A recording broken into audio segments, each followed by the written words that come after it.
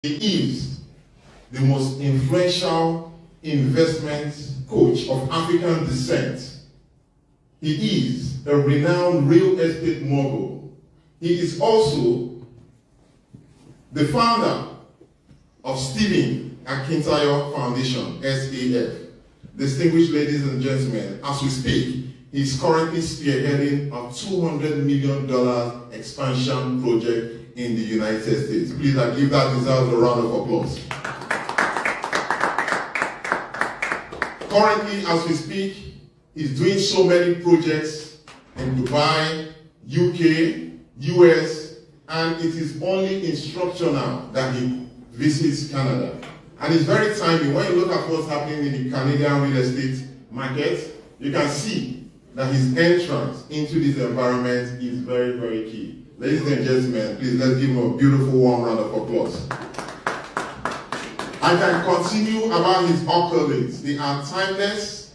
You can't even finish counting them. But one thing I can tell you is that they are far taller than the CN Tower.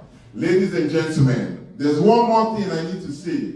He is the husband of one wife and 3 beautiful children. Please, ladies and gentlemen, with a thunderous applause, please let's welcome Dr. Stephen Akintayo.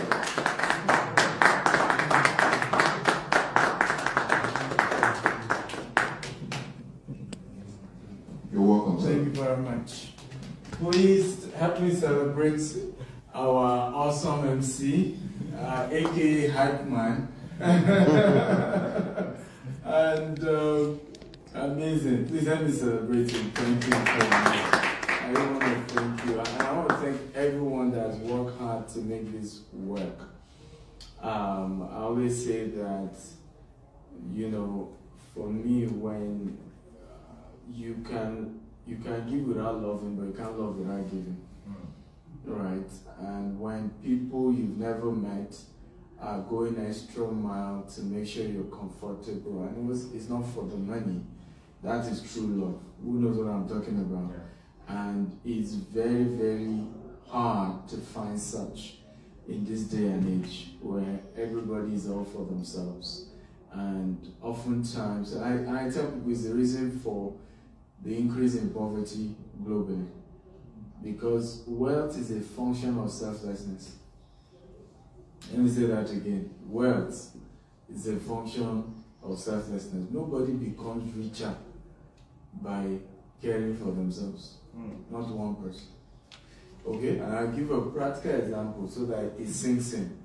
How did Elon Musk become rich? By caring for himself? No. Right? Oh, I want to do electric car so that everybody can drive electric car. So the more electric car, the richer it got. 2 of us. Yeah. Oh, I want to preserve consciousness. So I'm going to Mars. Right? And the more he does that, the more people say, this kind of project, we need to put more money into it. And the richer he gets. While we are poor, largely as people of color, we are often type consumers rather than producers. And even when we are thinking of abundance, we're thinking of wealth, where does our mind go? Me. What meat I can get? How I can get more? We're not thinking of other people. I went to a particular hair salon yesterday, and I almost took a picture, and I really must do an article on this. And I could tell that a Chinese man owned the hair salon. But guess who were the clientele? Not Chinese. All that he was selling there, sulfur, hair cream, wig, everything. Chinese don't wear wig. Everything was for black people. Yes. And to show you how clever it was, the receptionists were not black.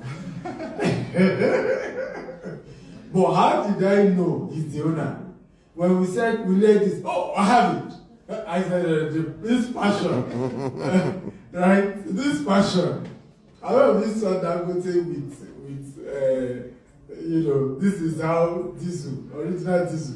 Who noticed that? Was it that your mind, you're like the richest black man? He's literally hawking diesel and petrol. That's how you know an owner. Yeah. He doesn't care about the title. Right? He might have employed people. Sometimes people come to where around me and they're shocked. I'm ready to move the books. I'm ready to move this. But this man has over 300 employees. Why is he, And it's gotten me into trouble many times because now people take it for granted. You do business with a subsidiary that has MD, that has customer service, that has everything. It's now the chairman. Look at the gap.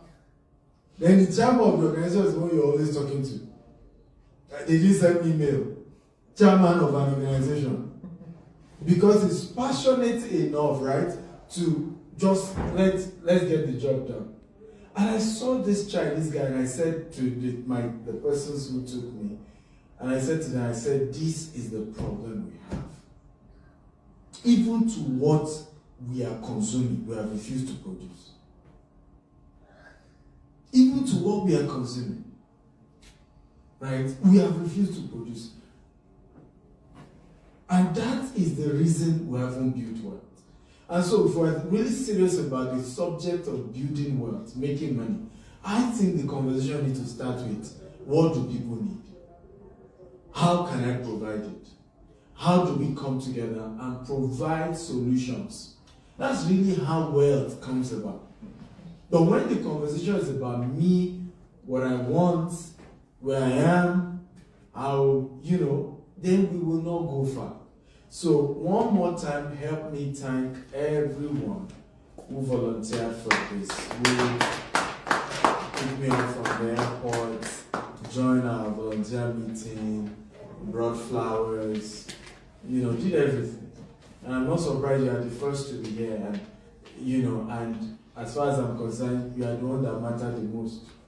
There is a scripture that says the husbandman that laboreth, right, must be the first partaker thereof. Does that make sense at all? Yes. You that you work hard for something, right, must be the first partaker. For me, it's yes, I'm using my money, get a venue, fly myself down, pay for my hotel. The least we can do in all the cities I visit is that some people come together and do publicity, come together and at least welcome one as we get to the city and make sure that things run smoothly. It's the least we can all do because this is a movement. How many of you agree with me? Yep. Right? It's a movement, right? And I can tell you categorically, there's no white-skinned person that will save Africans. We need to face that reality. There is none. There's none. And I will tell you again, Japa will not save us. Japa will only give us exposure. God did, I don't know if you agree with me, the first person who Japa was Moses in the Bible. You know what I'm talking about? Right? Anytime God gives you an opportunity to travel globally, move to another country, what's he trying to do? Come on. Exposure. But more importantly, he has turned you to a deliverer. Giving you the exposure to do what? Go back and deliver your people. Go back. Because you have seen economy that work. You've seen, I came into Canada and I just noticed there was a lot of salt. And I'm very observant of everything. I said, why did they put salt? So, well, for the snow. You see, where things work. Now, who do you think will fix Africa? Some white dude? They can try, but it's still you and I that will still have to fix what? Africa. I'm not making sense at all. It's you and I that will fix Africa. And it's important that you and I agree to the responsibility we have. But guess what? If you and I don't succeed here in Canada, forget trying to fix Africa. Right. The reason why many deliverers of Africa that have come from, foreign countries and then joined politics, why some couldn't change Africa, was because when they were here, what did they do? What were they able to achieve? I'm not making sense at all. And again, to the story of Moses, Moses so did well that you agree with me, the father-in-law handed over the empire to him. Who knows what I'm talking about? Yeah. Right? He literally took over the business. And he was in the period of doing so well in a foreign land. They said, no, come back to the original assignment. It makes sense? Yes. The same thing happened to Joseph. True? Mm-hmm. The same thing happened to who else? Come on, give me a name. Jacob. Oh, to their father, Abraham. Same thing. Same thing. So, my message to all of us here in Canada who live here is, you need to prosper here. Can you tell somebody, you can go and walk up to them, they are too far. Tell them you need to prosper here. You need to prosper here. Go and walk up to you need to prosper here. You need to prosper here. You need to prosper here. You need to prosper here. I agree. Right? You need to prosper. I love what this woman has done. She's going to talk to her husband. Oni, you need to prosper here. I like what this woman did. She went to tell her husband, you need to prosper. I like that. I love that. Right? She walked up to her husband and said, you need to prosper here. And it's true. The prosperity starts here. Starts here.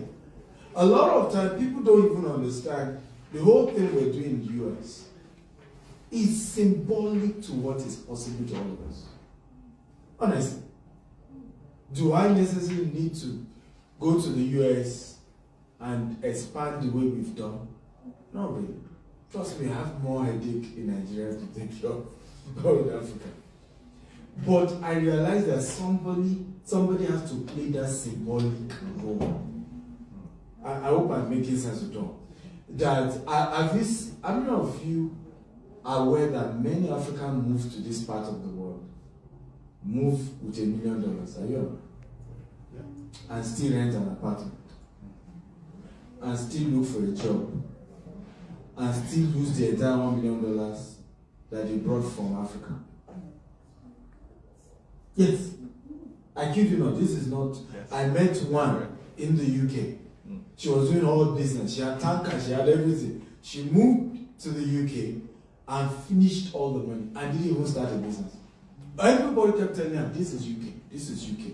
UK will humble you. Right?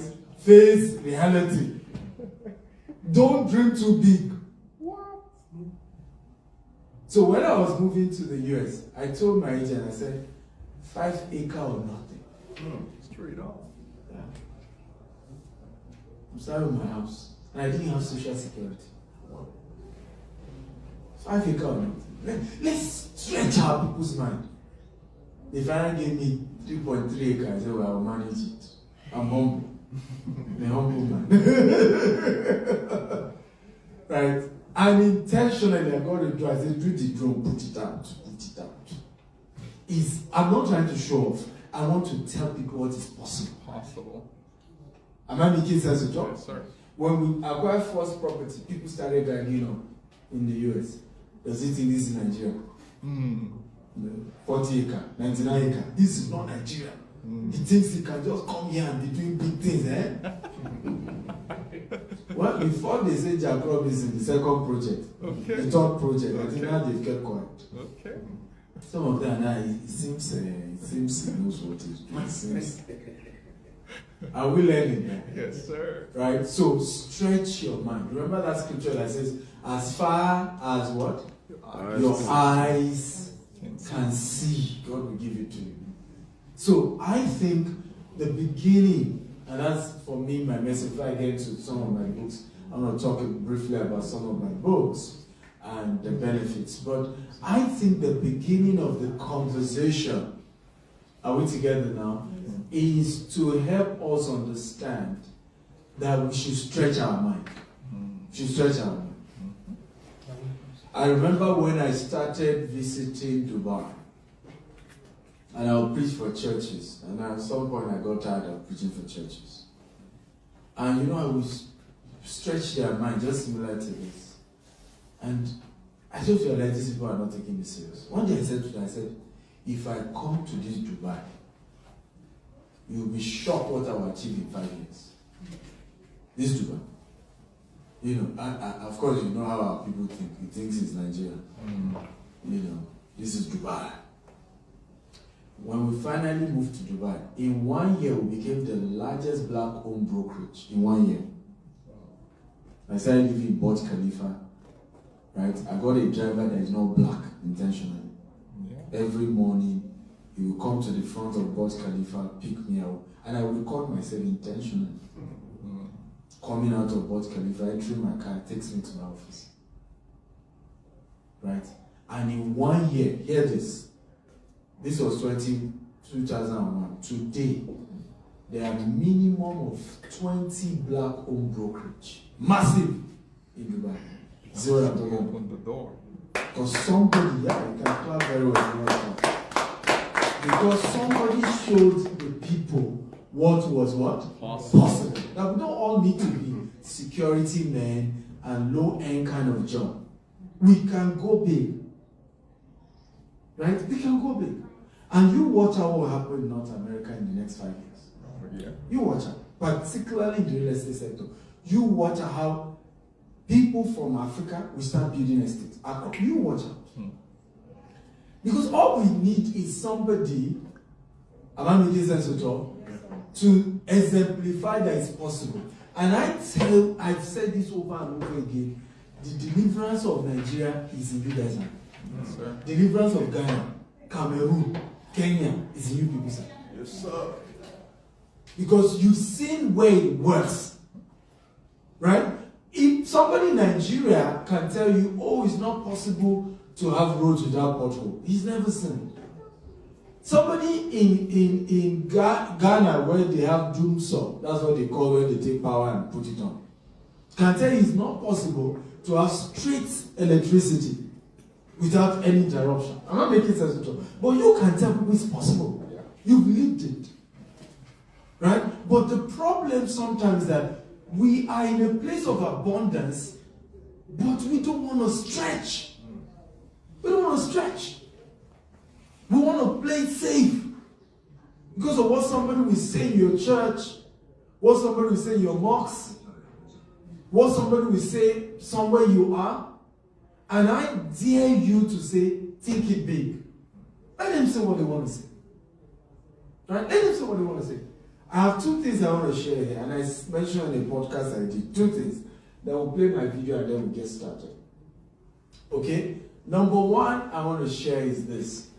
And if you can write it down, please write it down. You have overcome poverty the day, right, you no longer care about what people think or say about you.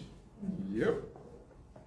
I'll say it again. You have overcome poverty, at least 50%.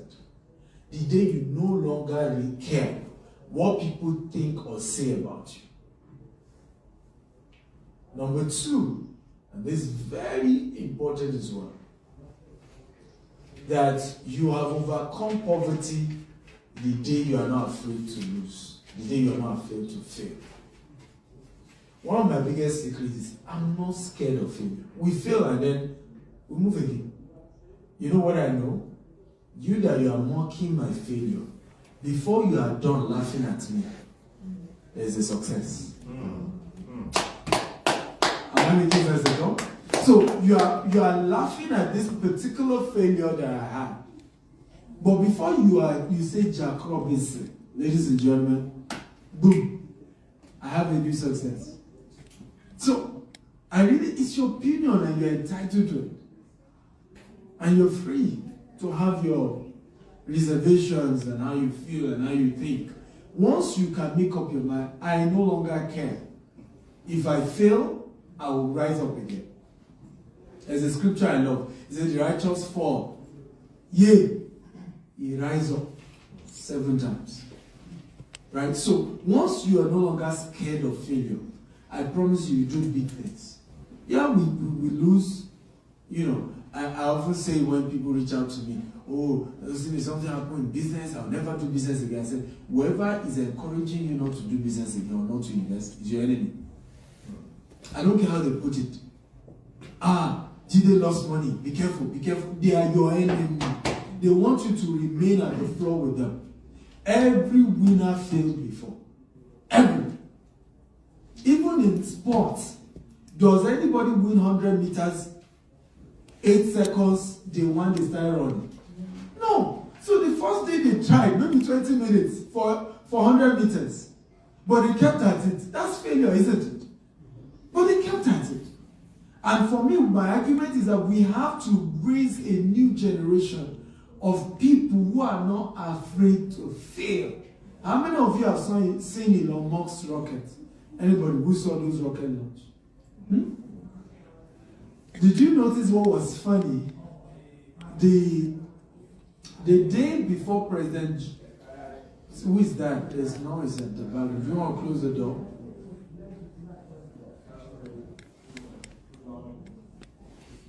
Right? Let's just close the door, please. Close the door.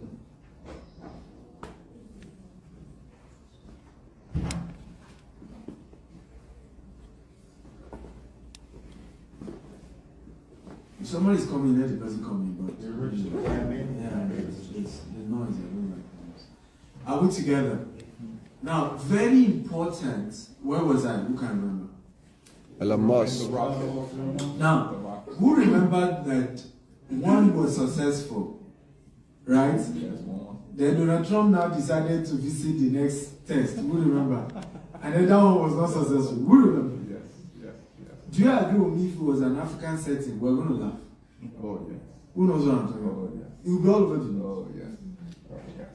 And so Stephen Akintayo wants to show off to President Tinubu that his rocket works. Oh, he failed. The rocket failed. And then in people's houses, everybody's that gisting. Don't mind him. He likes to show off. Who does he even think he is?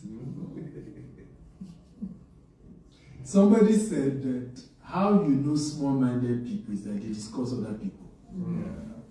How we know great men is that they discuss ideas, witty inventions. And you notice, despite the rocket fail, it was still a big celebration. Trump was still proud of him. Everybody was still talking about it. Come on, let's get used to failure. Failure is not opposite of success. It's on the pathway to success. It's normal. It's the proof that you are very close to winning. Okay? So we'll play my profile and then we'll get started. Are we ready? Please, a beautiful round of applause, please.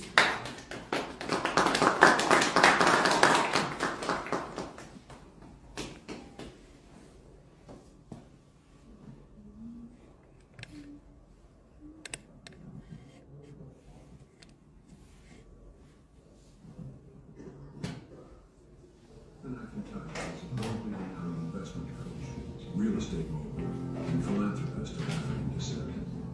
He is the chairman of G-Text Holdings, which operates across the US, UK, Dubai, and Nigeria, with multiple subsidiaries. He is also the founder of the Stephen Akintayo Foundation, SAF. He's a member of the Forbes Business Council and a recipient of several prestigious awards, including the Forbes Best of Africa Leading Investment Coach and Real Estate Mogul by Forbes Best of Africa Award, 2023. Dr. Akintayo spearheads a $200 million expansion project in the U.S., solidifying his impact in global real estate. His vision is to control 25,000 green and smart homes across 4 continents and have a real estate portfolio of $40 billion under management by 2035. Through the Stephen Akintayo Foundation, he aims to empower 1 million entrepreneurs by 2050, offering grants and mentorship to drive financial independence and sustainable development. An advocate for wealth creation education, he founded the Stephen Akintayo University.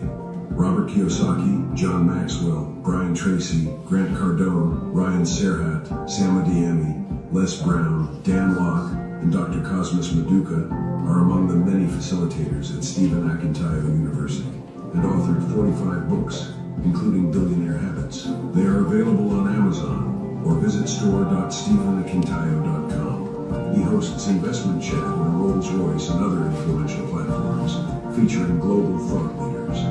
Despite humble beginnings in Maiduguri, Nigeria, Dr. Akintayo overcame adversity to build a multi-billion-dollar empire. He holds degrees in microbiology, strategic leadership, and real estate investment, and is a Harvard alumnus. Driven by social impact, he launched the Mercy Food Bank, aiming to feed 1 billion people by 2050. Dr. Akintayo loves adventures like travel, skydiving, scuba diving, hot air balloon experience, swimming, and golfing, and many more adventures. He's married and blessed with children, and continues to inspire through his transformative vision, leadership, and philanthropy. To invite Dr. Stephen Akintayo for a speaking engagement, kindly visit www.stephenakintayo.com/booking or email ea@stephenakintayo.com. Dr. Stephen. Okay, thank you. I thought you would clap.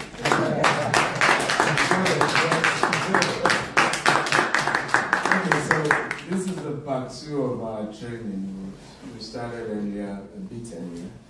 I don't do African time, so for me, I'd love to start my session as early as possible. I have 2 new books, and you guys will be glad to know, outside of Houston, you're the first city for me to review the 2 books. Are you happy to hear that? All right. So we have the Global Real Estate Handbook, and then we have the ABCs of American Real Estate Investment. Now, this you can call North American Real Estate Investment. As you know, most North America real estate process is almost the same, right? The same way you acquire properties in the US is how it's done also here in Canada. True or false? Yes. Okay. So we're going to review the 2 books. I have other ones here. I mean, the popular Billionaire Habits. I mean, this is the highest selling book I've ever had. That's sold over 100,000 copies worldwide. And then we have the Billionaire Code. This is like the part 2 of that one. And then we have here today, Maximizing Real Estate Investment. A very powerful book that gives you a general feel on real estate anywhere in the world. We have the Billionaire Land Banker, so this focuses more on land. And I have argued that if we want to go far as a people, we need to start acquiring lands, right? Trust me, you have to start acquiring lands. It's one of the easiest way people like us can make headway here. In the US, for example, an average home is like $500,000 average, right? Now, you need to deposit, let's even say you're doing 15%, and then you're getting 85% mortgage, right? Now, what is 15% of 500,000? That is like 75,000. So, how many immigrants from Africa can afford to drop 75,000 cash?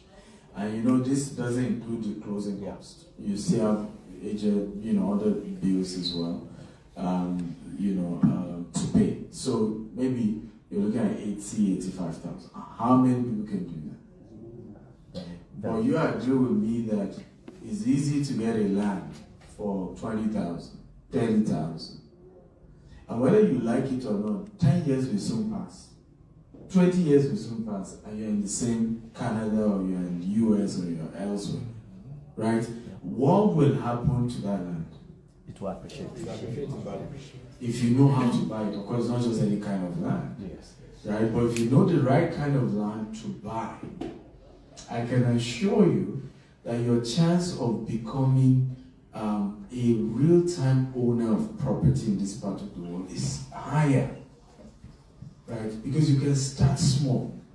And one of the revolution I'm spearheading in the whole of North America, but I'm starting with Houston, is to start helping people from African descent. Of course, again, when I say people from African descent, I will position to help our people. But I'm not waiting for our people. I hope, please don't get it twisted. Right? So if you come to my office in Houston and you don't see one black person, don't say, but the guy said he was trying to help Africans. You know, I will position my business properly. right? But I will do my best to also position it such that it will be easier for people who come from where I am from to also acquire property. Does that make sense? Now, one of these I'm pioneering in the next 5-10 years is hopefully going to come to Canada as well, is to begin to acquire large number of lands and give people opportunity to do land banking. Buy the land, 1 acre, 2 acre, leave it. Because like play, 5 years we just like that. You know what I'm talking about? Yeah. 10 years like that, 20 years like that. And as much as some of us may have even sought out our mortgage, I want us to know that in this part of the world, please guys, always stop this video because it's distracting people. In this part of the world, the only way to build wealth is through real estate. Yes. Some of the ways to make money can be tech, can be crypto. But the only way to build wealth, and when we say build wealth, you know what I'm talking about? For you to even be wealth, it must be durable. True of us. It must be long lasting. True of us. Is through real estate. I'm being as honest as I can to you. One of the largest land banker in the world today is Bill Gates. As Bill Gates begins to age, he's putting all his money to keep buying land. He currently owns over 500,000 acres globally. And he's not the only one. It's one of the secrets of the white families. That's why you see a lot of the white families having second generation rich, third generation rich, fourth generation rich, 5th generation rich. These guys are deep in how they think. Bishop Tudor Bismarck said one time he was invited to South Africa to preach. And they said he was young entrepreneurs. And in his mind, he thought the conversation was with young people, and mostly maybe Africans in South Africa. I hope you know that 97% of the wealth in South Africa is controlled by white South Africans. I hope you know that. Yeah. Right? Only for him to get to the venue, I guess those he met, white South Africans. Young, but they were 5th generation of farmers. They inherited from one to the other, to the other, to the other.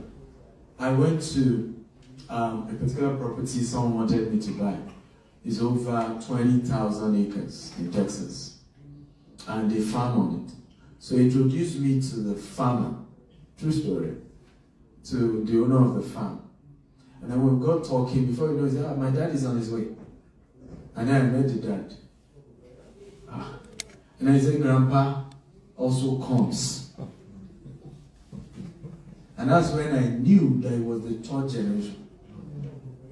He was the only one that went to school. So after he graduated, what did he do? He then introduced modern technology. In fact, because this was over 20,000 acre farm. So they didn't need to buy over 2,000 out of it. And they were seeing I saw tractors, machines in farming I've never seen in my life. Huge. And then the son was breaking down for me how he took over the farm. I think the farm was less than 3,000 or 5,000 when he took over. And now, because the one I came to is over 20,000, but he still have others. They now farm on about 100,000 acres. Wow. Wow. The 3rd generation took that business to that level.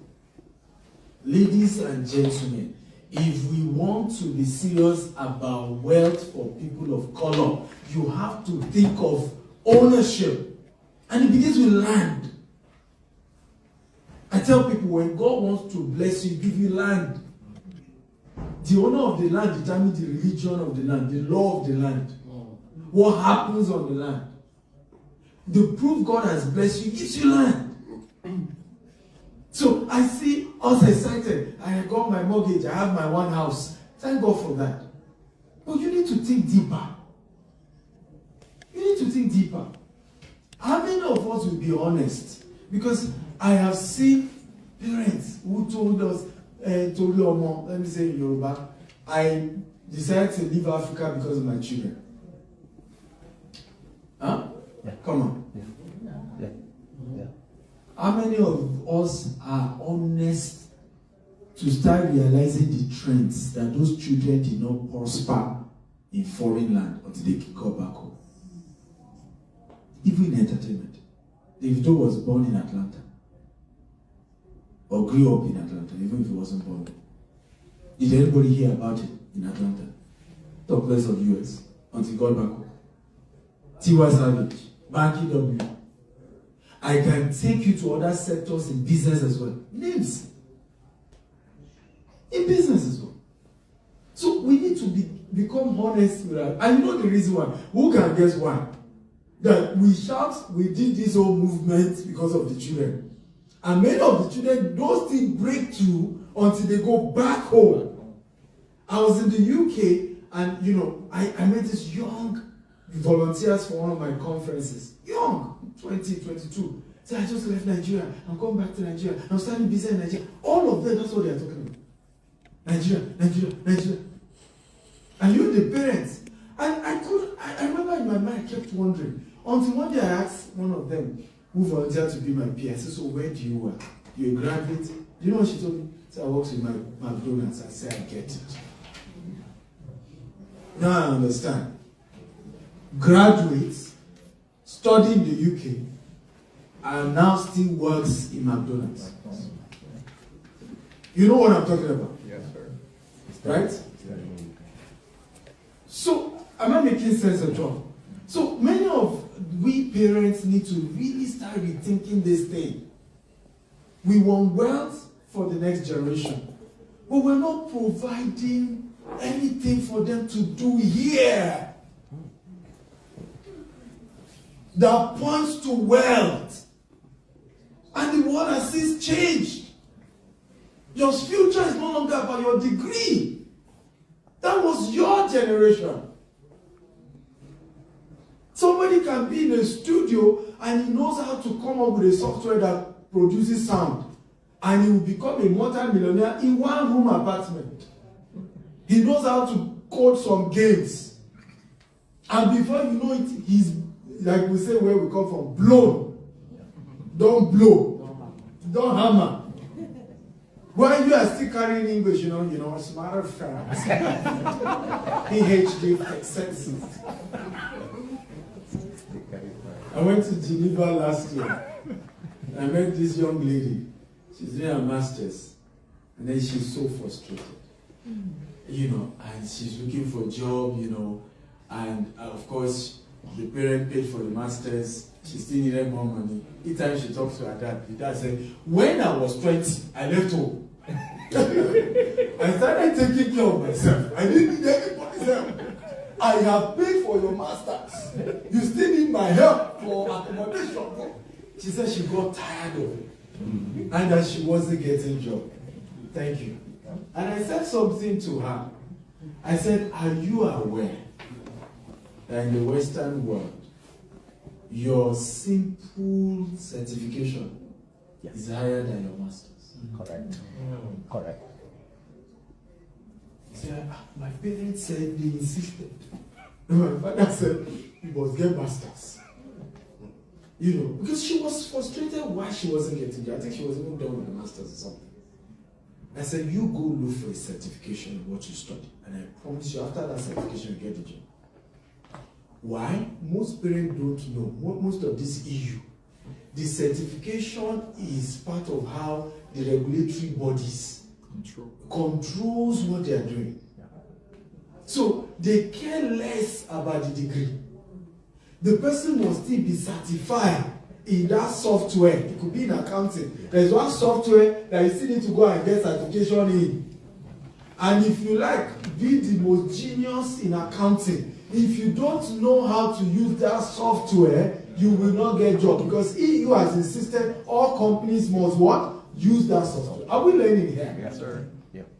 So we end up frustrating our children and we are wondering why we are not building wealth.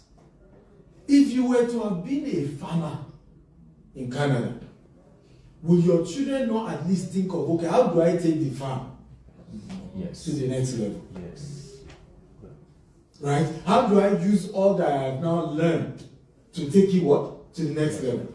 If you're a chef, Just like this lady that won Guinness Book of Record. Who remembers? Hilda. Hilda, right? Yeah, the mom had this mama put, yes. isn't it? Yes. She learned she sponsored her to a private university, learned how to take it to the next level. Now winning Guinness, and you know our restaurant is top notch. Yes. You see how people take things from one generation to the second generation. Am I making sense to you? Yes. This is how we need to start thinking, sir. This is how we need to start thinking. The culture of, I'm in Canada, Oluwatishe, giving testimony, hallelujah, is amen. This is my 10th year in Canada. What have you achieved? In 10 years, what did the 10 years in Canada bring? Come on, let's wake up. What did it bring?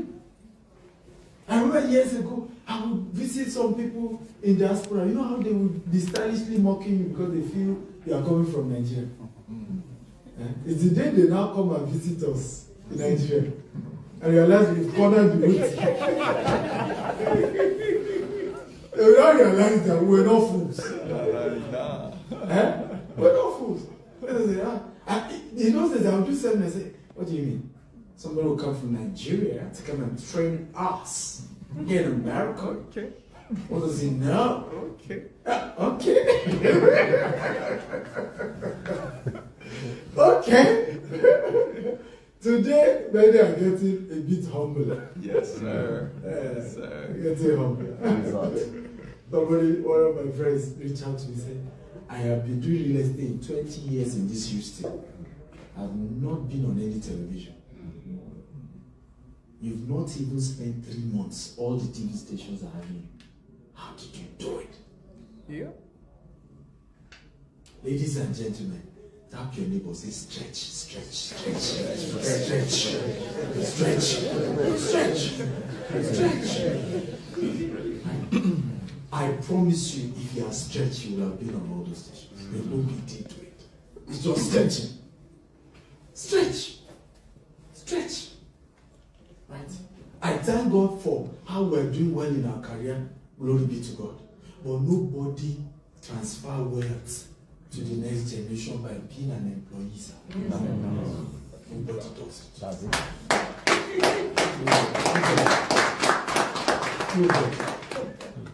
It won't move. So we need to be in this country and then start strategizing. Somebody told me, those who be in Canada, be careful. It's gossip. Gossip. Who is sleeping with which person's wife? Who is gisting with this? I said, I have come to change that myself. Yeah. Let's sit down and think of how do we build the largest real estate company? How do we build the largest? How do we make sure we come together like the Indians? Political force. Okay, are you telling me all Indians are saints? Answer me. No. So, how come you've not seen them post pictures across Zoom that you now saw and say, be careful of Mr. Okoro, he's a thief? When last did you see an Indian poster? They don't do that. They don't do that. Talk to me. Or the Jews. You think all Jews are holy, eh? No. Eh? All Jews, you do business with them, all of them. No. There's nobody that makes mistake. Is that what we think? So why are we the ones who are quick? You know the people I blame. So oftentimes, this I tell people, I say, look, I don't blame anyone who is gossiping, the gossipy, right? I think the gossipy or the gossip. No,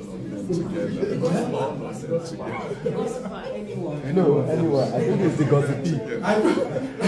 The gossiper is the one spreading it. All of the above. Right? I don't blame the gossipy, I blame the gossiper. You that you accept the message and become the carrier, you are the one that have issues with. You that you see somebody damaging another person's reputation and you accept it, I have an issue with you. Right? You that you agree to believe the worst in the next person, I have an issue with you. Because we can do more. We can do more. People fail in business. That's why it's a risk. I was chatting with somebody, I said, look, there are risks to businesses.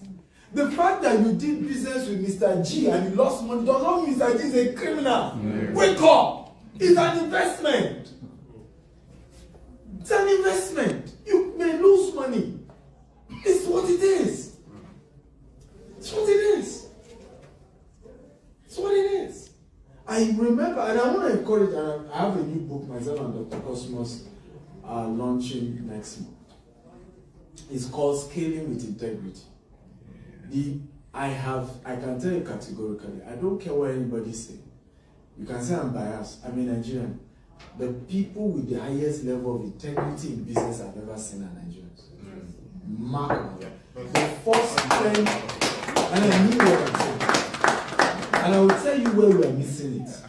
The first 10 million naira I lost in business was to a European company. We were doing buckets and I was in Nigeria. And I remember the guy said, well, look, Stephen, because I paid 10 million, the SMS was not delivering. He said there's a new law that when they use some code, the SMS won't deliver. But 10 million gone. So when I was complaining, I said, look, Stephen, I can come to your office, we talk over tea. And truly he came to my office, was sipping tea, 10 million gone. I was explaining why the 10 million was gone. And I still shook hands and he left. And I remember the reason he said to me, if this were a Nigerian like you, you would have called the losses. Scammer. You love calling. Yeah, it's a thief. It's a roll. Hey.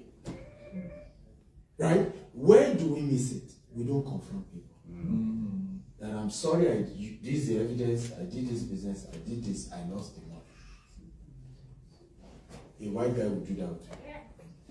Yeah, here's the screenshot. We paid this, we paid that, but we lost it. Yeah, sorry, Jim. True of us. You make too much noise. What will you call? You call police on you. And that's when you will know that the threat you are threatening is criminal and the business you did with him is civil. Two different things. It's when the police are not explaining to you, you now realize that I didn't know I should. I'm sorry. Because when you and somebody do business and something goes bad, it's called civil. Go to court. Right? If you think you have something tied, go to court. Right? And if the courts claim, even when we try to go to court, we screenshot the thing, put it on the internet. I have sued. I say suing is equal to somebody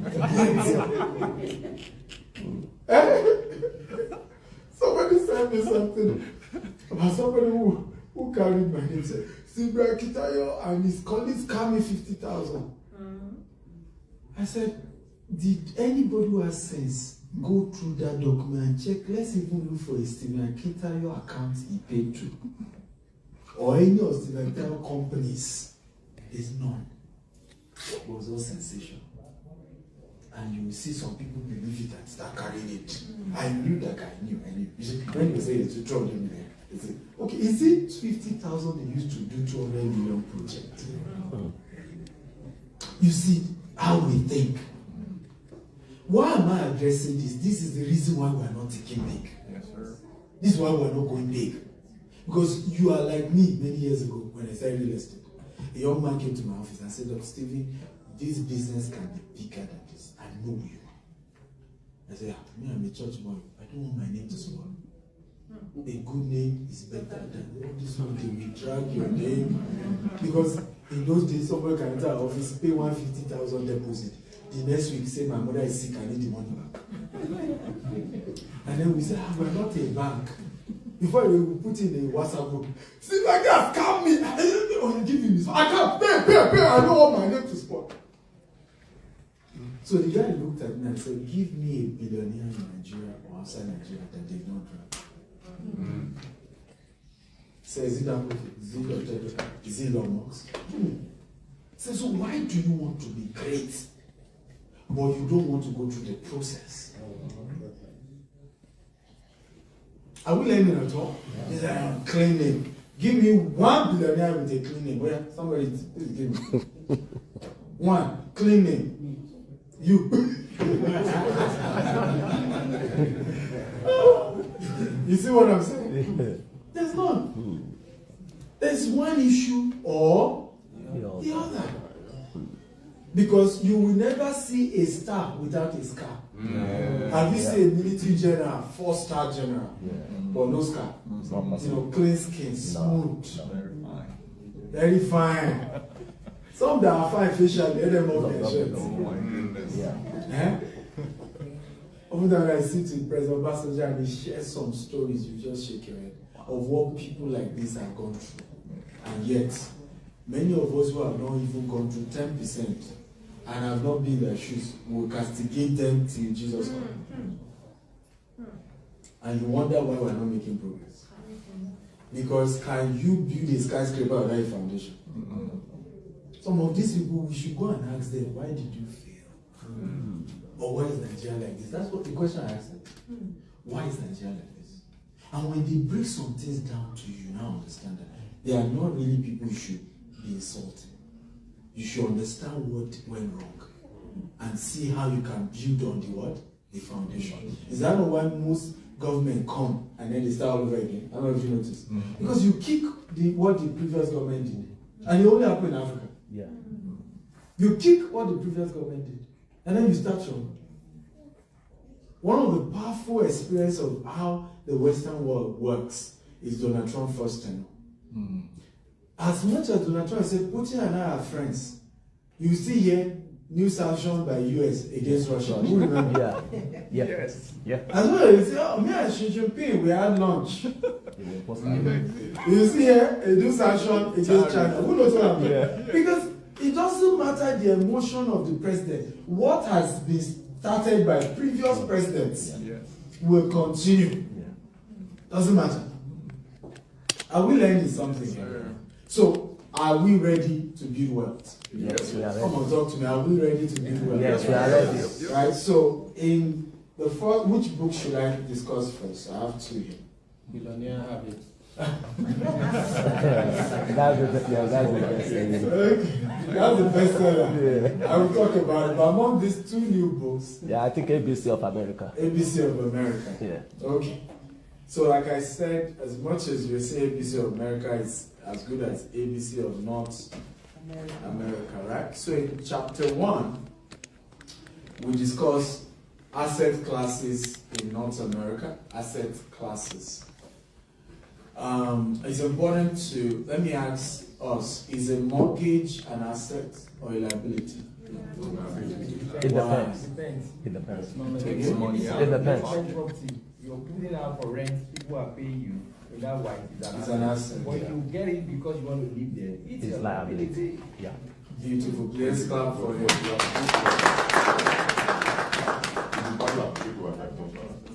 So you are disagreeing with him that it's an asset. Yeah? I remember when I started teaching this about 7-8 years ago, and people will cuss me out on social media. Right? I said, what's he talking about? Nonsense. Is he saying we should go and become tenants? Yeah. Right? So a mortgage is a liability, same way a car is a liability, except you're using the car for Uber. Except you're using the mortgage, right, as a rental property. Right? However, it's important to know, please get it right. Some of us, for example, someone said, but you bought a multi-million-dollar house in Houston, right? Is that not a liability? Right? But how much is my house compared to a $200 million project I'm doing? Do you see the difference? Am I making sense at all? Yes. So if you have a investment real estate arm, then it's okay to spoil yourself. Is this making sense at all? Yes. With a what? Yeah. With a mortgage that you live in. And it doesn't matter, you can make it as big as I like it. I live on a 3.3 acre property in Houston, but it's because I have tons and tons of real estate investment all over the world, so I can do that now. But we're saying that you're starting your journey. And then the first thing is to say, I want to get a mortgage. most times it's a liability because that house does not belong to you. Straight up. God forbid, it's the day you miss 2-3 payments, you now realize. Straight up. And you now realize the loss. Because you've been faithful for like 5 years. Some have been faithful for 10 years. Am I making sense? And then in your mind, I was sharing this with one of my bank managers. You know, I just bought this property and he was like, you know, and my property got a $300,000 equity and I was scared to buy another new house. I said, that's not wise of you. What are you keeping the equity for? Buy another property and rent it out. Let it be a cash producing real estate asset. Right? There's nothing you are doing just sitting there enjoying the equity. The equity is not helpful. Right? And that's the secret of the rich. The rich use what we call OPM. Everybody say OPM. OPM. Right? OPM and OPT. Other people's money, other people's time. So you must first of all even understand asset classes. So when we say, yeah, well, all real estate is asset class, not all real estate. Cash producing real estate is an asset class. I hope this makes sense at all. And this is what we're sharing in chapter 1. You need to understand what is an asset. Because if you don't, you will have things that you think are assets, but they're actually what? They're liabilities. Why has a lot of people living in this part of the world not have time to build wealth? It's because you came to this part of the world. You got a car loan, isn't it? Yep. You got a mortgage. Yep. Now you live for the system. Straight up. You guys would dedicate 4 hours to come and learn something from somebody else. Because it's $20 an hour, $30 an hour. I mean, how much do you do? $20 an hour, $17 an hour. And then it's, you do overtime. If I do overtime, they'll give me more money. More tax. And then take more from you. Thank you. So it becomes a what? A rat race. And let me show you the wickedness of what most of us do as a people in terms of how the system is rigged against you. Is that, are you aware that as a businessman now I determine my tax? Yep. Yes. As an employee, it's from source. Straight up. Right? So I'm planning for a private jet now, right? Because my tax budget in the next 2 years will be heavy. Oh, it makes sense at all? I feel you. But a private jet is tax deductible. Of course, some people hate me for it, they won't even understand how it works. It's either I pay that money in tax. Oh, you use it. Or I say, well, I bought a corporate jet, yes, company that owns it. It won't be my name. Straight up. Right? Oh, yeah, you see, he bought Rolls Royce, he's wasting money. Right? Well, it's tax deductible. So you see why I'm emphasizing that we must face the reality that some of the approach some people have started is anti the system. Am I making sense to talk? Yeah, This is a what? Capitalist system. And no matter how Justin Trudeau tried to turn it to socialism, they will kick him out. And you are seeing that now. The charity of anybody can come to Canada is about to end. I hope you know that. It's about to end. So understand the system so that it doesn't work against you. Am I making sense, John? The system favors the brave. It favors those who can take risk, who can go to the bank, take the loan. Okay, I'll give a very simple example. Are you aware if you say, true story, you want to get a mortgage, you now. The first thing they will be asking is for your what? Credit. So, are you aware?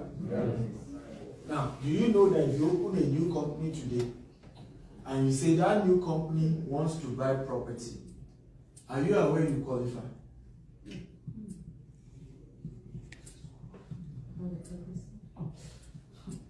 Don't let me ask you credit score. It's a new company.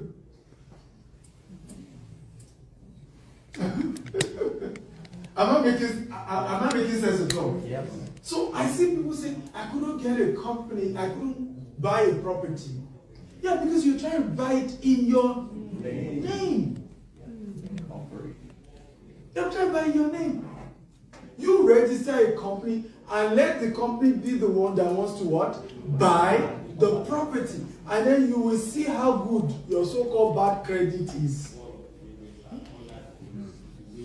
Are we learning here? Yes. Are we learning here? Yes. So I remember this happened to me very rare. I went to purchase a Rolls Royce. And then they said, well, I don't even have a driver's license. I don't have any ID card in Texas or anything. Now, a company, of course, my company is the one buying it, told me why. It's company buying home in my name. So, I then said, okay, one of my assistant is been in the US for over 20 years. Let them put it under his name. He's one of our directors as well. As soon as they ran his own credit or whatever, he said, no more, he's not qualified. I said, why? He said his last car was $45,000. He cannot come and buy a Rolls Royce of $450,000. It's too much a jump. See the difference? Right. A new company qualified. Right? Somebody who has been in the system for 20 years does not qualify. And even me, that don't yet have a social security, if they add me to the company, I qualify. Yes.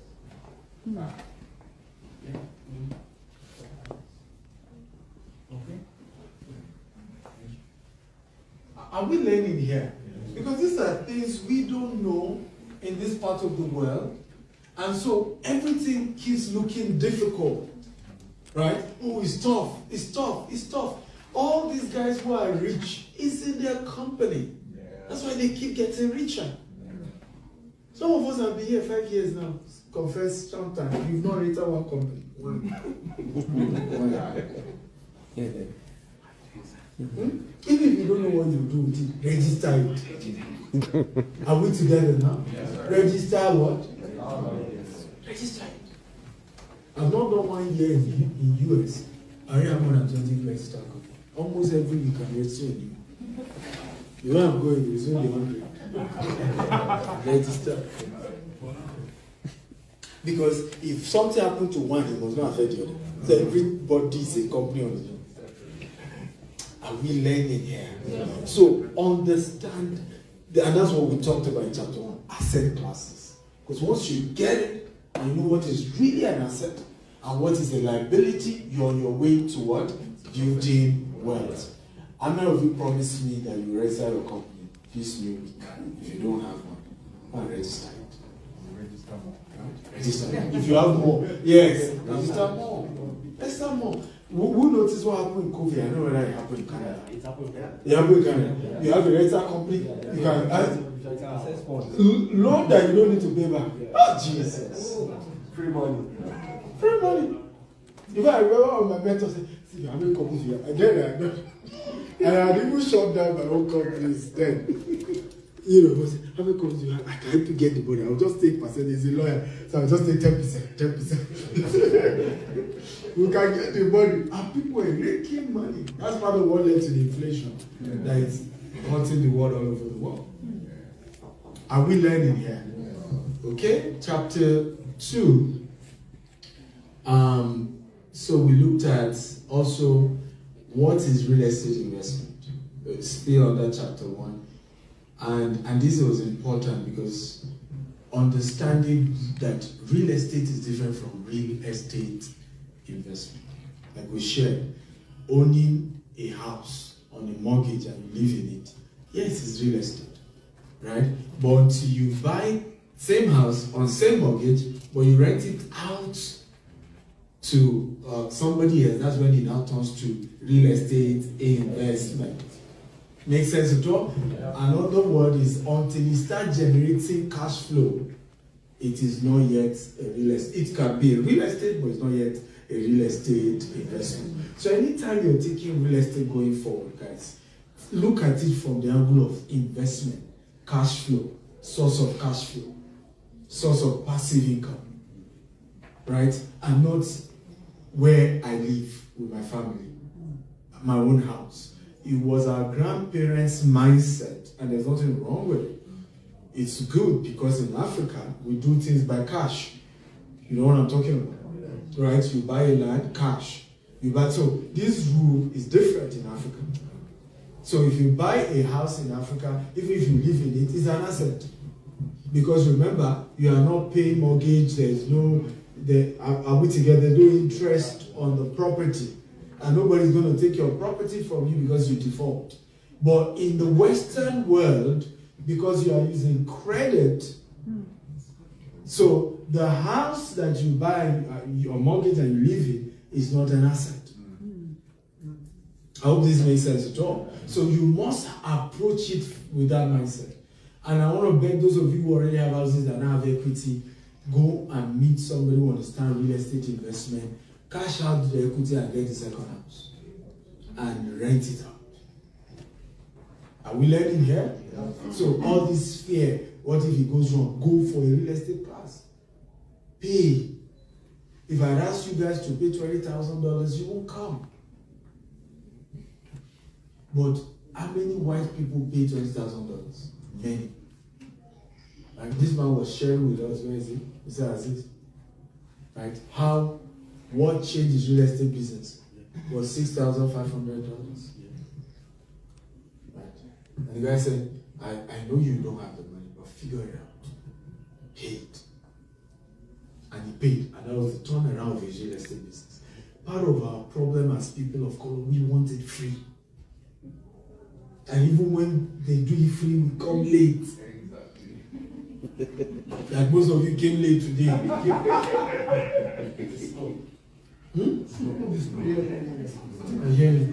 If you pay $20,000, will snow allow you miss 1 hour part of the class? You will be there before the time. As I say, if you pay, you pay attention. Right? If you pay, you what? That's why I tell people, I said, the reason why speakers and successful people ask you to pay, it's not that they need the money.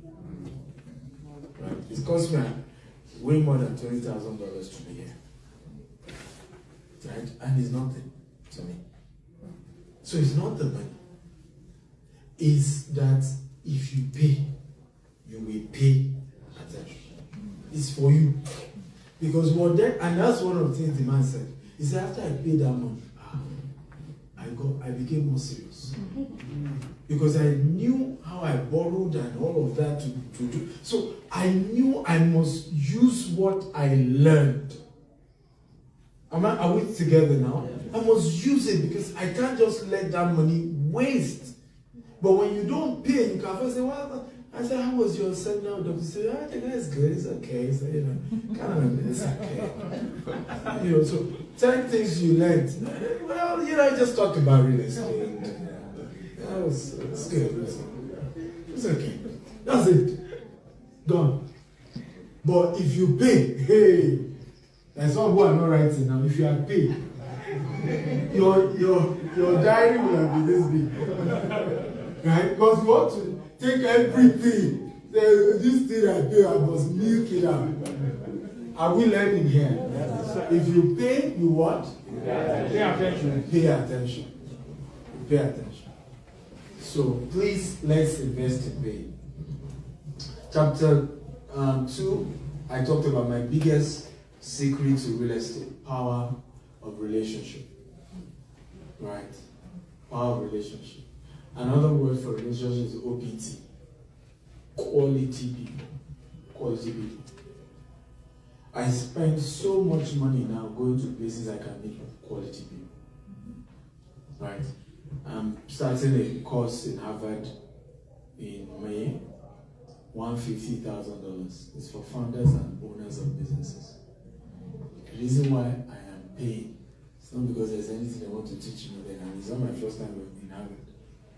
It's the people I will meet. Anybody else that can pay $150,000. We're learning now. Because I often see people say, how do I meet quality people? Where they are. Go where they are. Go where they are. Go to where they are. Have you joined a golf course recently? And see the quality of people at that golf course. So you know, it's difficult to meet powerful people in Canada. Join a golf course and you see how powerful you can be. Right? Go to where those who have the mindset are. Go there. Go there. The first thing I think many of us have to kill, if we're really serious about work, and why is relationship important with real estate? Who knows what I'm talking about? Why is it important? Even that. You can only sell to the degree of the quality of relationship you have. It's as simple as that. If they don't buy, their friends will buy. One of my mentees sold, he moved from selling 50 million every year as a realtor to selling one deal 1.3 billion. What happened was in a class like this, and I told him, I said, join a golf course. I said, if you don't, in your church, in your mosque, meet somebody who play golf and tell them you carry their bag. So in his church, one of his pastors is very rich and he plays golf. He says, sir, next time you're going to golf, I'll carry your bag, let's go together. So I said, no problem. They invited him. While they were playing golf and talking, I meet also I said to real estate, I said, really, I'm looking for a property, I want to do an estate. What's your budget? 1.3 billion. Deal closed there. First golf, in fact, the guy, he came to my office and they bought all my books, paid for all my service. I said, this guy's like, he's a prophet. How? I moved from selling 50 million in a whole year to 1.3 million. One transaction. One. So when I say my secret in life and business is relationship, I will pay anything to connect with powerful people. Anything. And it's not because I want their money. But either them or their friends is on my way to the top. My relationship with themselves will make their friend jealous. They will even connect. This guy I see you around nowadays. Who is this? Stephen? Great guy. Great guy. I know some people that I was chasing them. Right? When I got close to Dr. Cosmos, they were not chasing me. Yes, sir. Right? Because there's nobody that markets me more than Dr. Cosmos. You know, he just talk about me.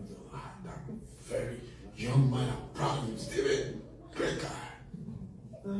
I think he messaged me some time ago.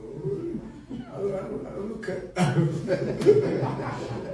you see? So you want to begin to build relationship with people that matter because you can't sell higher than you can't, you know. And let me say this powerfully. Are you aware that there's a level of wealth you get to? Your biggest money doesn't even come from the companies you own. It comes from your friends sharing their problems. Oh, okay, I know a guy that can help you. How much do you want to do you budget for it? Right? I didn't hear this from Dangote or Tedola. But Tedola, I hope you know, was always like Dangote bestie about his refinery. Like, I bet you that as much as he doesn't want that refinery, he provided a lot of support. Because remember, he's the one that has oil and gas experience, not Dangote. I don't know that you understand that. The reason why he owns a bank today because of that refinery. Because a bank has to handle that transaction, how do you know? And we're talking about billions of dollars. So he just positioned himself. Do you see how relation can be powerful? Even amongst friends. Just position yourself to solve your friends, your billionaire. Because when you say someone is a billionaire, he has a billionaire problem. I hope you know what I'm talking about. So all you need to do is position yourself to be able to solve those kind of problems. Let me say this, and this is very powerful. Are you aware that if you want to make more money, you really don't need to work harder? You just need to change your clientele. Let me say that again. I'm not sure it's sample. If you want to make more money, right, you don't need to what? Work hard. Work harder. In fact, let me say this. The current clients you have, it's more difficult to satisfy them compared to rich man. Yeah.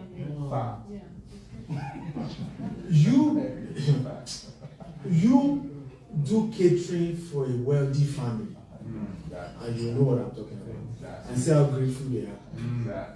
Right? You do the same catering after they've negotiated you to the lowest of the catering. Miss, do you notice that it's too salty? Or is it me? They'll still rubbish the thing. So you want to make more money, just start serving richer people. Period. It's not more hard work. It's not change the quality. Package it better. No. Change who you serve. One day I announced in Dubai, I said, from today, if you want to buy a property less than $1 million, don't even message me. Talk to my staff. You need to see the insult on social media. Very arrogant. What does he even have that is talking? You see why God doesn't want to lift some people up? And the person went on and on. But guess what happened? People started messaging my DM. The millionaires. Say, correct. Do you have a property of this amount? I was speaking their language. And I knew that would happen, by the way. Oh, don't forget the masses. Those who will make you rich is not the crowd. It's not the crowd. Are we learning at all? Yes. So, can I give you an assignment? Are we open to that? Yes. 7 new friends this January, before January ends, who are minimum 20 times richer than you are. So, if you're currently a millionaire, who is worth $20 million? Right? If you currently are worth $20 million, who is worth 40? Right? If you're worth $100,000, right? Who is worth, what's that? 4 million? Okay? 20 times richer. Build relationship with them. Be intentional. This is not to say you look down on people. I didn't invite any one of you today because you're a millionaire, isn't it? Right? So naturally you meet people who are not millionaires, but you must be intentional to meet millionaires. Right? And 2 poor people cannot help themselves. Yes. Right? One has to get to the top before he throws the rope to help the other. Right? And you have no idea of how powerful what I'm saying, because people teach about, everything is about money. Everything is not about money. May you not have a relation dying of cancer, like I had my mother. Right? And one of the biggest pain of my life about the death of my mom was when we had to bury her the day, and then they gave me the receipt. It was 800 and something thousand. And I said to myself, is it because we didn't have 800 and something thousand? Because the illness had started 6 months prior.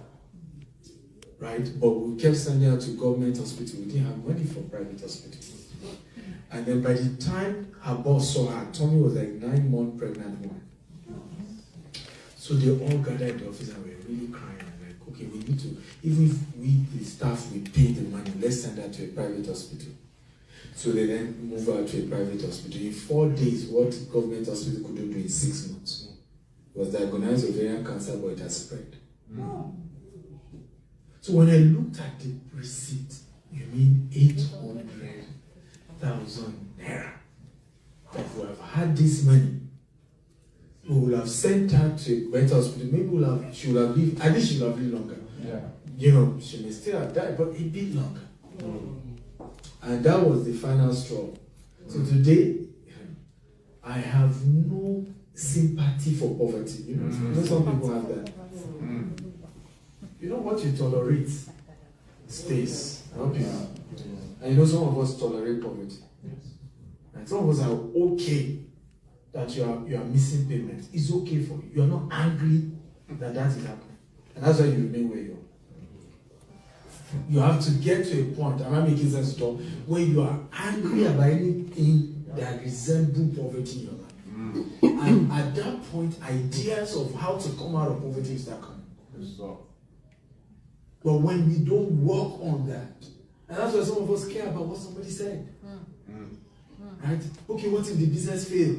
How will people look at me? Who cares? Then you start another one. That's right. Then another one. Then another one until it works.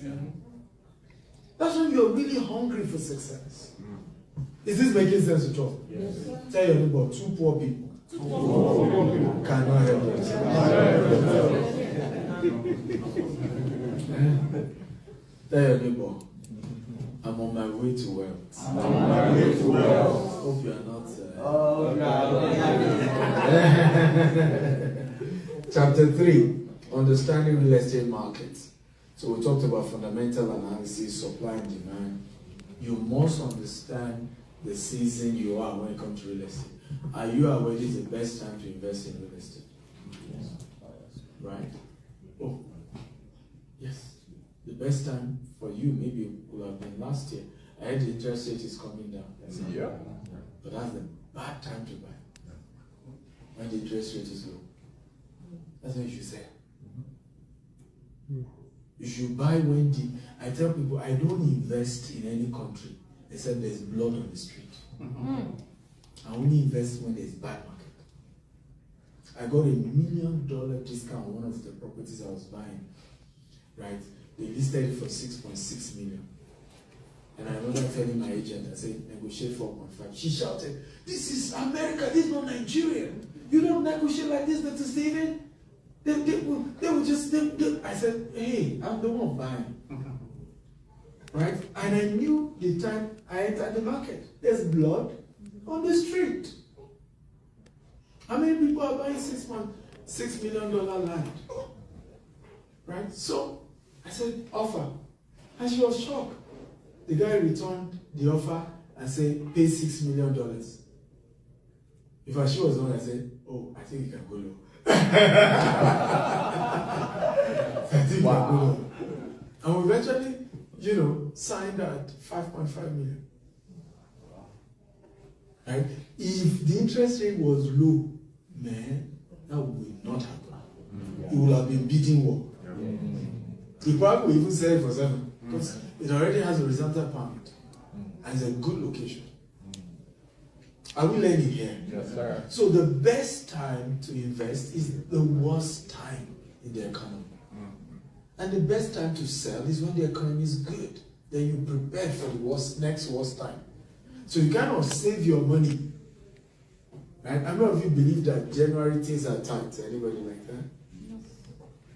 Raise your hand now. I want you suddenly scared. Thank you for your honesty, Jared. Yeah? Eh? The idea is changing. But the same, and it's global. Things are tough in January globally because everybody's wasted so much money in December, right? If you're living in America, it starts from November, Thanksgiving. People spend so much for Thanksgiving, then it extends to December. They buy gifts, they buy this, they buy that. By January, you're behind on all your bills. Am I making sense at all? But are you aware that those things are also a function of mindset? I cut down from December. December is the period I spend less. And I get ready for January. And I make bullish moves. For our company, for the first time, right now, we've paid for more than 20 billboards in Lagos and Abuja. January. Odogu is here. So December, we save up. Then January, where everybody is trying to, be conservative. Yeah. Launch out. Pull out. Big boy moves. Are we learning? So always go the opposite direction when it comes to investment. When people are buying, so if you want to do Bitcoin, do it quickly. Quickly.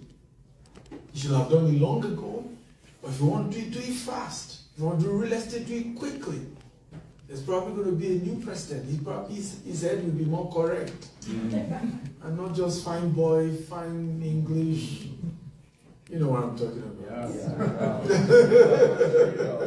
I didn't mention anybody's name. Okay. Politically correctness. Just do the job.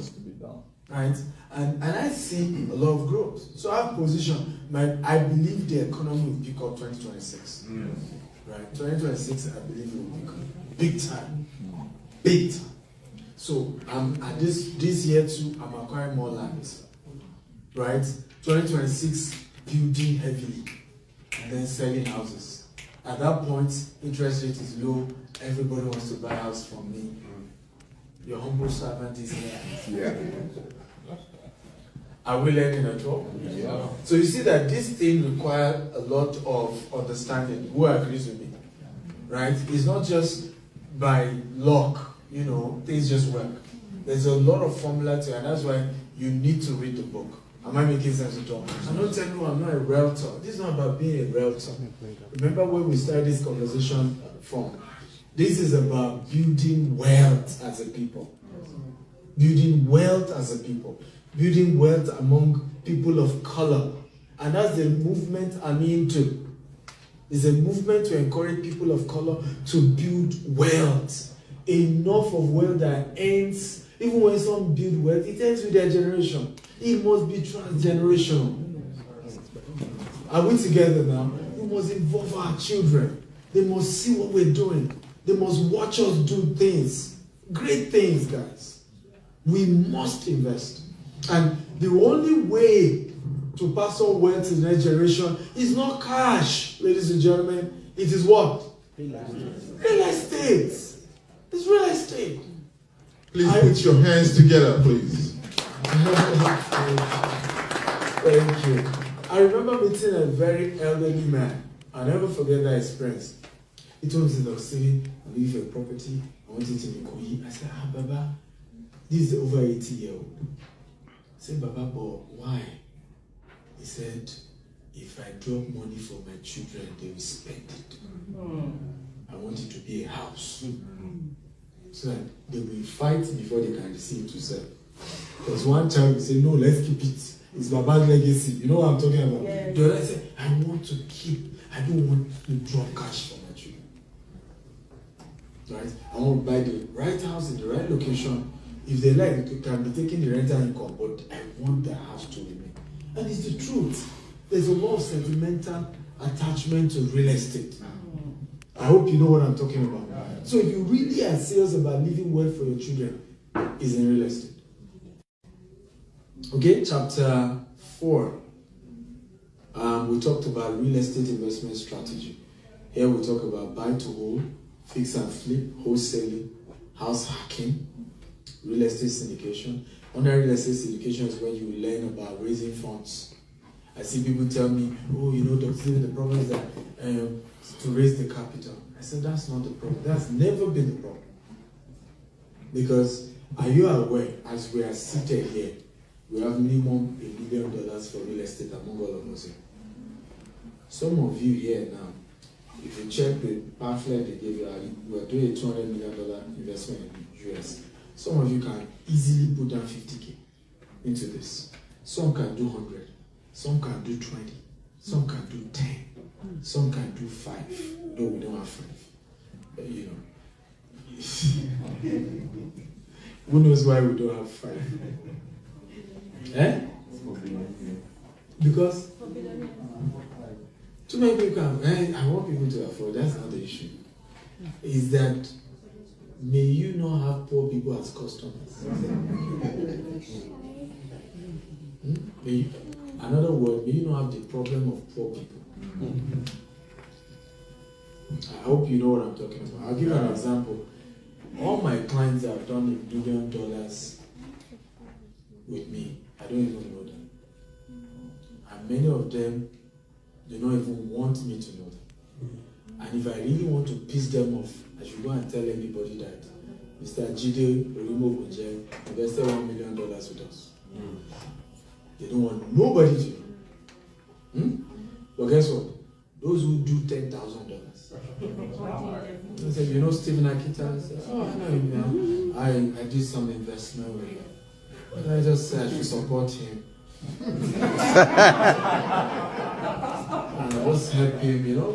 He's a gentleman, you know, do all this real estate. We need to support our own, don't be so.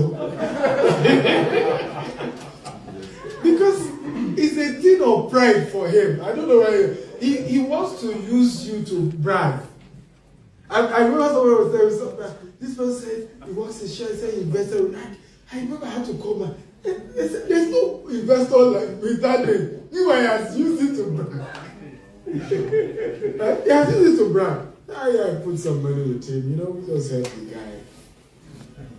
So I learned early that if you don't want your name to be spoiled, even the little we've done, we still know people dragging here and there. That when you are serving wealthier people, are we together now? Even when you have issues, they quietly take you to court. Court will resolve the issue, and everybody goes on. Right?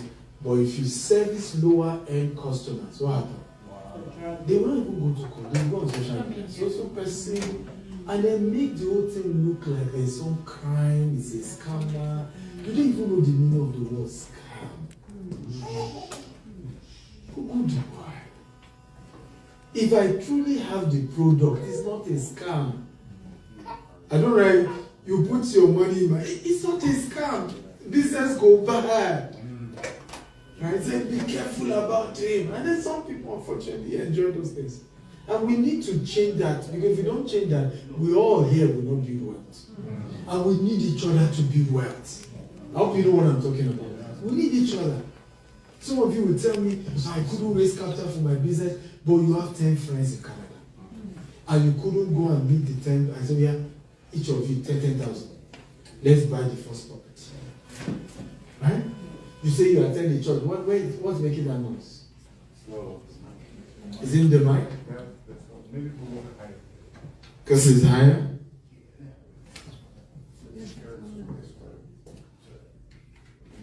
One is affecting the other. Are we together now? So, the money is there. It's called syndication. That's what the Indians use. That's what the Jews use. They come together. And that's part of what I'm here to encourage us for. Any relationship that will not do business with you, cut them off. Cut them off.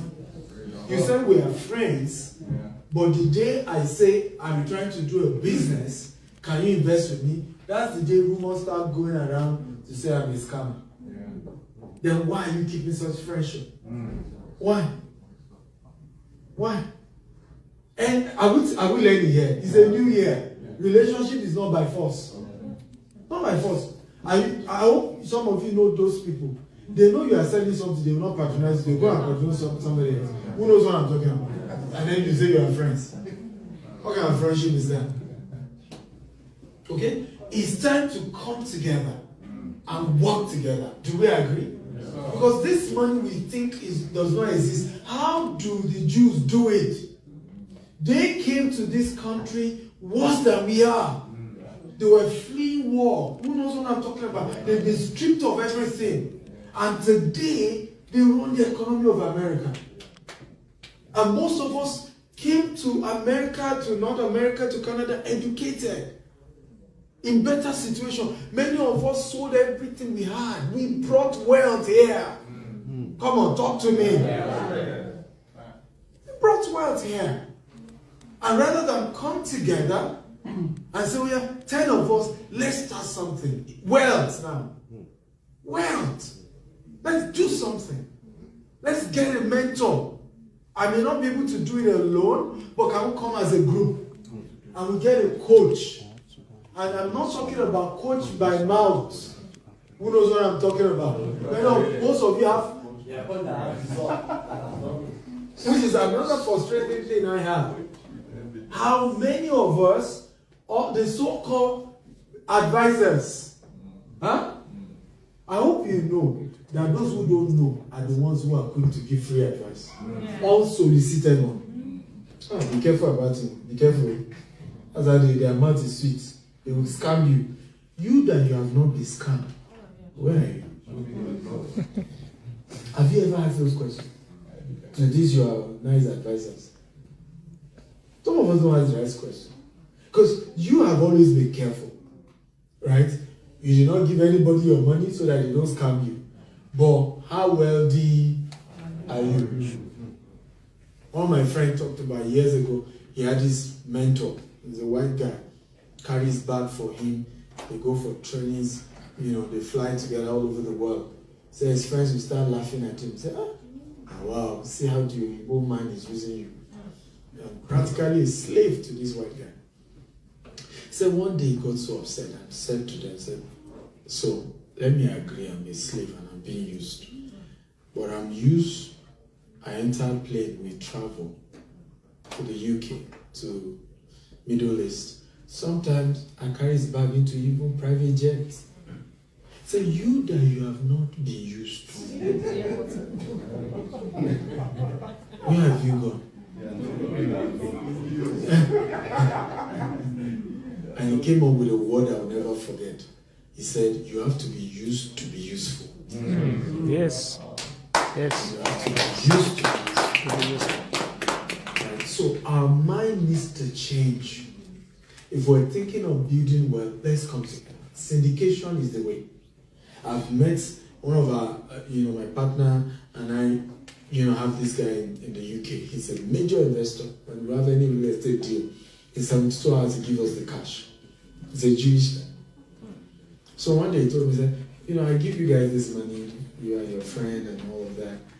But why have you not brought me your Nigerian guys to come and invest? And that leads me to number 2 reason why syndication fail amongst us. I said, okay, I can, I know you're famous, you have these millions of Africans following you, let them come and invest with me. So I said, so how much will you give them? So I'll give them 0.8% every month. I laughed, I said, no Nigerian will accept that. He said, I said, why? He said, anything outside of that is a Ponzi scheme. I said, I know. But is that Ponzi scheme Nigerians like? Right? They want higher returns. They want higher returns. We're not always realistic. Right? I've turned down millions of dollars because people tell me, I need 25%. I said, I can't give you that. And except you won't turn me to a Ponzi scheme. Say, I know how I get it. I said, continue where you're getting it. Why did you even come to me in the first place?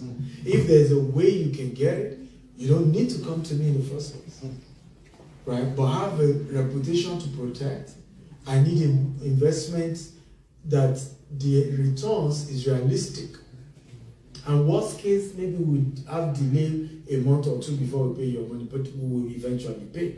That's better than a situation where I promise you this kind of money and you will never see both capital and even the returns.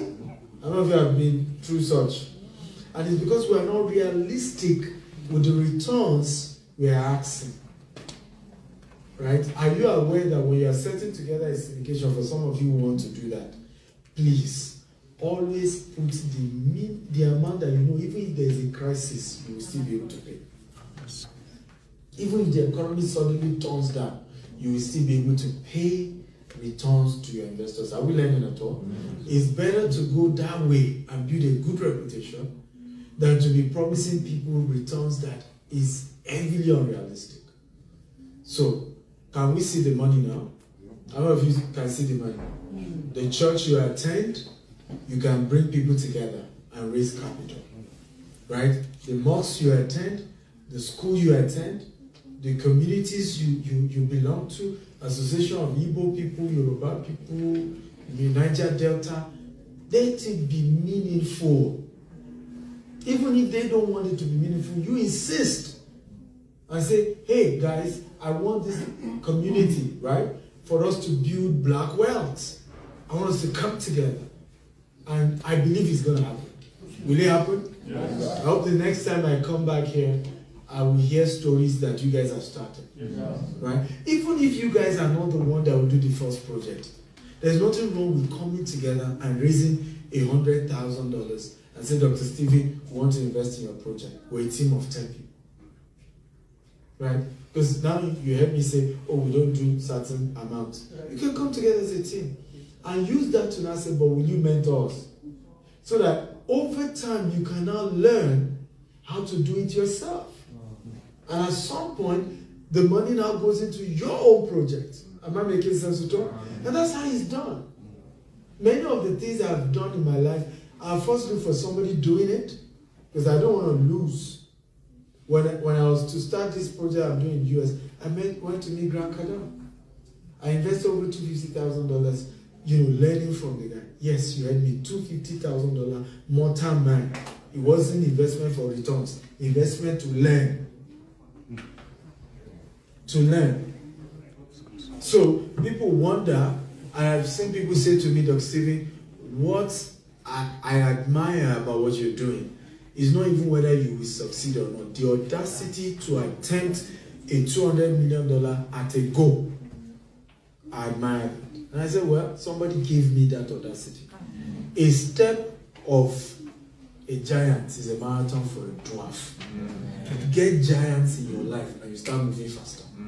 You need to have people who are bigger inspire you.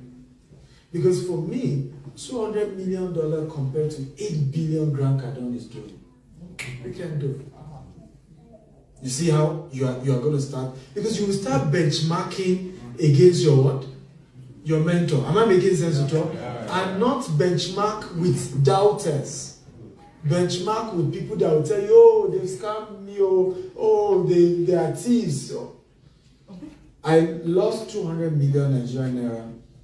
My real estate business, I think around 2008, cumulatively, it started from 2016. And I remember saying to myself, I said, I will not tell any mortal man about this loss. Who can guess why I did it? Yeah? So that you won't discourage them. No. So that they won't discourage me. They will start a pity party. Yeah. I hope you know what I'm talking about. Yes. They will start a pity party and say, you see, this is why me too, I'm not investing. I've always known it, that this thing is risky. This is how you lose money, as though they are better. And they're not better than me that lost 200 million. And I said to myself, the only time I'll share this story is when I've bounced back. And I've built a multi-billion-naira real estate business. I only started sharing this in, I think, 2020. After we now have controlled billions of naira in real estate assets. And it was now a testimony to share.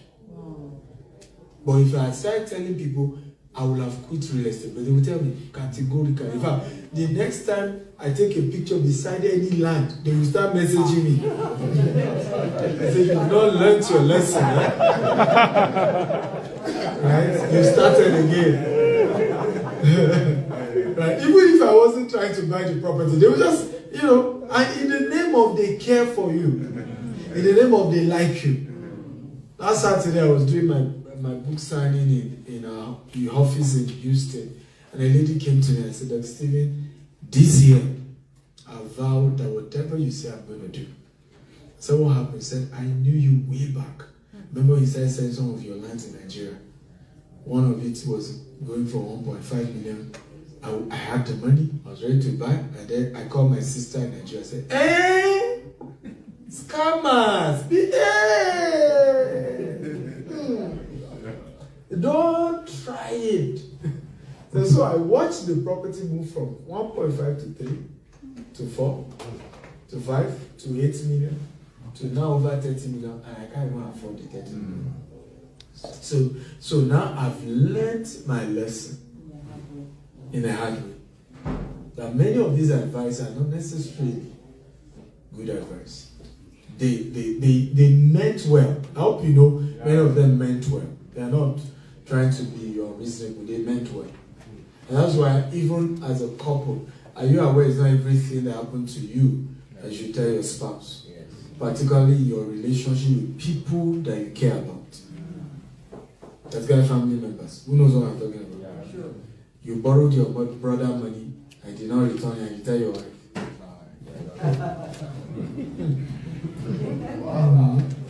You know what I'm talking about? Married people, raise your hand and see. So you know. In fact, the next time the guy is coming to the house, your wife will lock the door. That's how he came to last time. And genuinely so, isn't it? Yeah. Genuinely so. Oftentimes, I tell people, my gatekeepers, my sister and my wife, each time people come around me, they're already analyzing this one. He wants to use you. He's after your money. How do you people say, no, I know them. He's after something. He's after something. Okay, have you gotten value today? Are you excited? Okay. Put your hands together. Okay. So, I could go on and on with this book, but I'm going to stop with chapter 5, Secret to Building Massive Wealth in Land Banking. So, we talked about introduction to land banking, how you can start land banking, scouting major metropolis, using Google Map and trends, and we went about. I built my wealth, like I told you, through land banking, and I keep telling people, the real wealth is not in the building, it's in the land. I hope you know. Right? This hotel now, the biggest asset in this hotel is not this building, it's the land. Because over time, this location continues to become what? Appreciates. And then what happened to the building? It depreciates. So over time, all of this begin to fade, they need to change it, they need to renovate, all of that. So what really appreciates when it comes to real estate is what? Is the land. So even for me, when I'm even buying a building, I'm more particular about how many land is left outside of the building. I always like buying lands that, buildings that has enough land so that I can start phase 2, phase 3 of my projects on those land. Just go get permits. Office in Houston, that's why I bought it, right? It was 1.6 million, but the reason is because of there's a bigger land in front of it, so it came with the land. So my goal is to build a 6-story office tower in the next 5 years, right? And that's really where I see the profit. Because once I get the permit, I get a bridging loan, and then I can build a 6-story. And by the time I'm done with the building, then we refinance both the old office and the new office. And I will get no less than 3 million pure profit. Cash. From an initial investment of 1.6. Which I didn't even have to put the entire 1.6. We're learning that. Right? So it's very important to know if you're serious about building wealth in the real estate sector, think land. Right? Be very, very strategic about the land. Have you gotten value today? Yes, sir. Are we sure? Yes. So, for those of you you can clap if you want to clap. Don't be average. So if you feel like clapping, go ahead and clap well. Please, let's celebrate him. All right. Go ahead and clap well. There's something called law of celebration. Whatever you celebrate, you attract into your life. So please, let's celebrate him better. Thank you. And he's already talking about the book, Billionaire Habit. I'll just talk briefly about it, and then I'll give you an opportunity. If you want to buy the book, you just go to the back. I'm going to be signing for you, and we'll take questions as well. The Billionaire Habit, what you just said is in the Billionaire Habit. You see, whatever you pay attention to multiply. People don't know why. My wife always joke with me and say, it's not sweet gossiping with you. I'm a boring gossiper. Because after you are telling the gist, before you know, I'll just say, but none of us is perfect. Oh, you spoiled the gist. Right? Because and honestly, I realized that whatever you pay attention to magnifies. So, one of the powerful things he's talking about is the law of gratitude. Are you aware that many of us have not attracted wealthy friends because we are not grateful? My wife met one of the richest oil guy, arguably one of the richest. Okay, they were the embassy, the UK embassy, to submit, talking about the law of appreciation, respect, honor, and I talked about it in the Billionaire Habit, honor. How honor is the one principal secret to attracting and retaining powerful relationships in your life. And let me tell you the truth. Hard work will earn you a living. Smart work will make you comfortable. But only network makes you wealthy.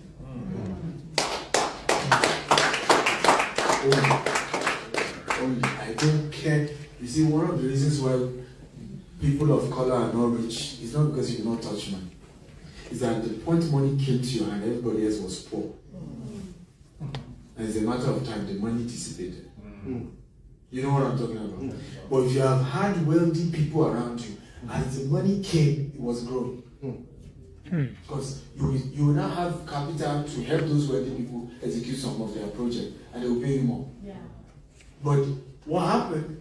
You have some little money, your uncle has called you, your niece has called you, your cousin has called you, your nephew has called you, and then you say, and it's called black tax. And those money didn't go into assets. It's a different thing if, like the Jews, the call is to say, give me some money, want to start a business, isn't it? I'm giving you some equity. That's how they do it. The Indians, the Pakistanis, the Jews, that's how they do it. But in our place, is that I want to name my child. I'm doing wedding. I want to bury. Are you aware some of the most ridiculous experiences I've had is customers who bought land from our company in Nigeria writing me straightly, and I think now I probably will just give my new number to my PA. No more. I just see people write me and say, I just lost my father last week. So my sympathies. I said, the land I bought from you in Abuja, can you just give me the money now? I want to use it to bury my father. I'm like, I don't understand. What way? I mean, sometimes it's strange. I don't know whether I'm the one that has the problem or it's them. The land, we even send you the document. You have the document. So, am I a bank? Do you think